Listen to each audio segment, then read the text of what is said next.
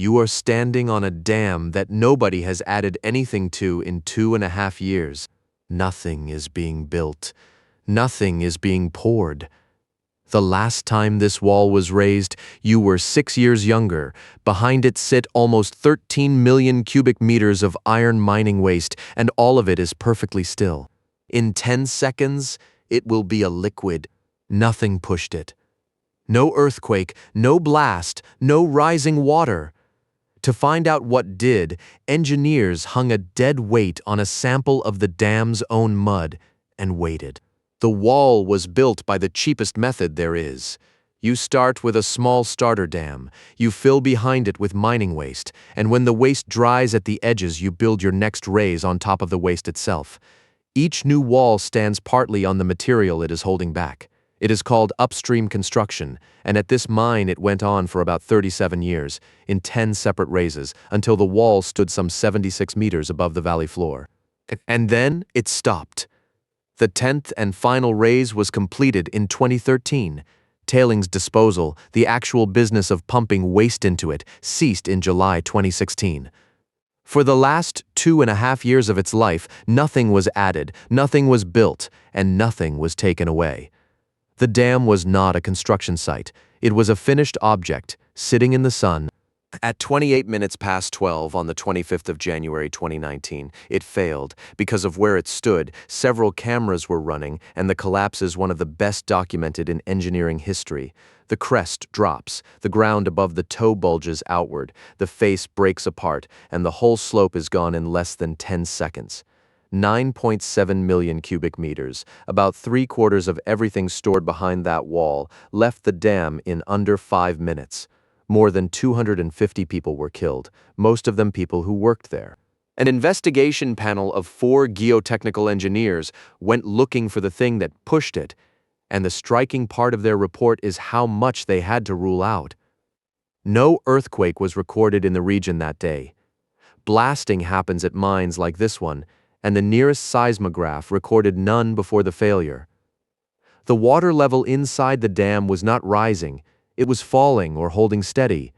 There was a drilling rig working on the dam at that moment, which is the first thing anyone suspects. The simulations cleared it. Adding that borehole to the model changed nothing. So the panel stopped looking for a push and started looking at the material. Iron ore tailings are not ordinary soil. These were more than half iron by content and less than 1/10 quartz, which makes them unusually heavy.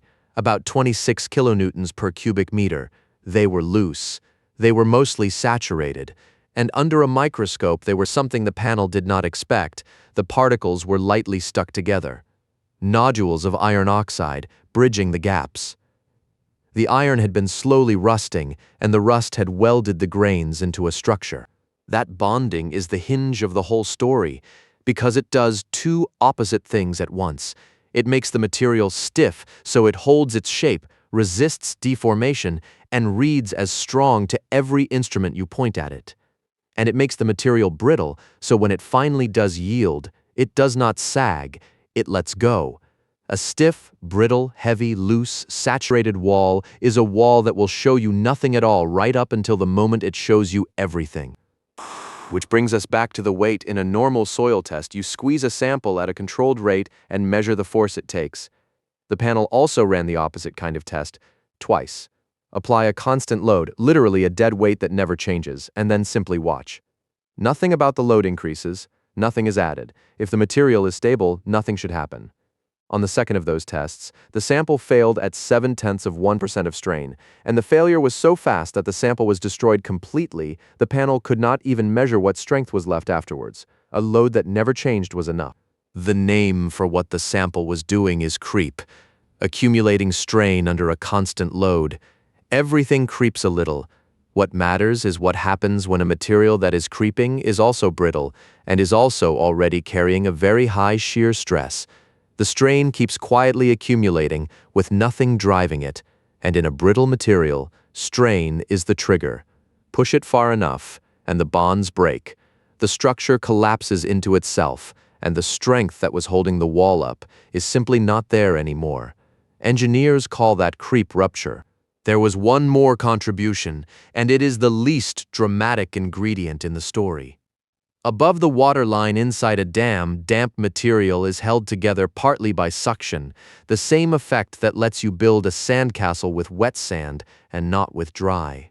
The wet season of 2018 was intense. Water soaking in relieves that suction and takes a little strength away.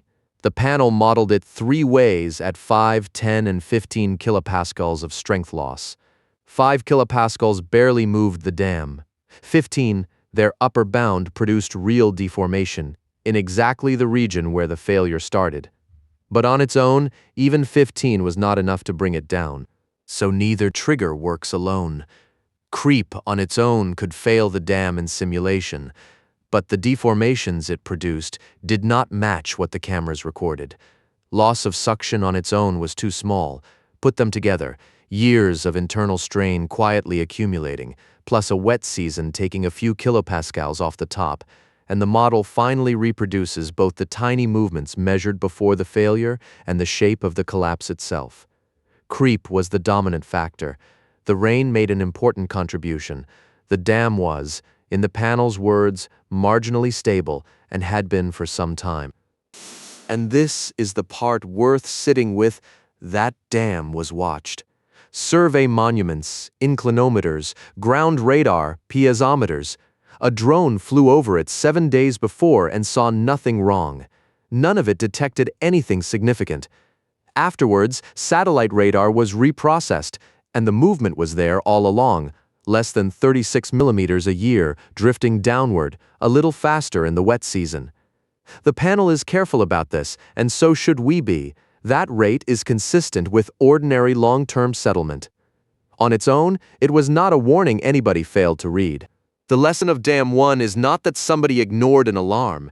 It is that a structure can be a few percent from failure and give off no signal at all, because the very thing making it dangerous, that light rust bonding between grains, is also the thing making it look solid.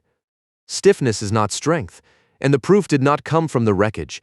It came from a laboratory, from a sample of the dam's own material, sitting under a weight that never moved.